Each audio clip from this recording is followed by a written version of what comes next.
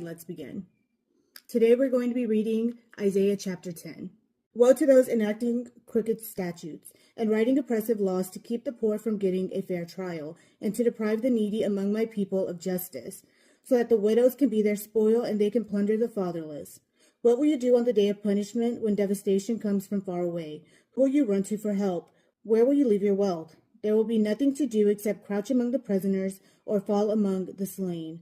In all this, his anger has not turned away, and his hand is still raised to strike. Woe to Assyria, the rod of my anger. The staff in their hands is my wrath. I will send him against a godless nation. I will command him to go against a people destined for my rage, to take spoils, to plunder, and to trample them down like clay in the streets. But this is not what he intends. This is not what he plans. It is his intent to destroy and to cut off many nations. For he says, aren't all my commanders kings? Isn't Calno like Carchemish? Isn't Hamath like Arpad? Isn't Samaria like Damascus? As my hand sees idolatrous kingdoms, whose idols exceeded those of Jerusalem and Samaria, as I did to Samaria, and its worthless images, will I not also do to Jerusalem and its idols?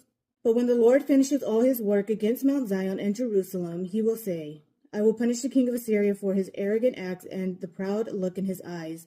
For he said, I have done this by my own strength and wisdom, for I am clever. I abolished the borders of nations and plundered their treasures. Like a mighty warrior, I subjugated the inhabitants. My hand has reached out, as if into a nest, to seize the wealth of nations, like the one gathering abandoned eggs.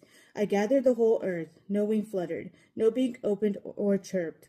Does an axe exalt itself above the one who chops with it? Does a saw magnify itself above the one who saws with it?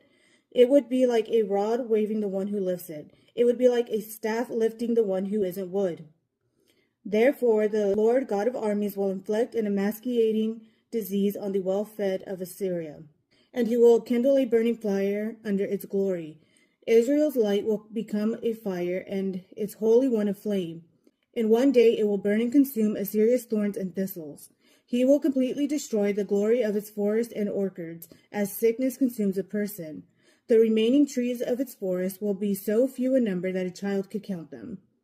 On that day, the remnant of Israel and the survivors of the house of Jacob will no longer depend on the one who struck them, but they will faithfully depend on the Lord, the Holy One of Israel. The remnant will return, the remnant of Jacob.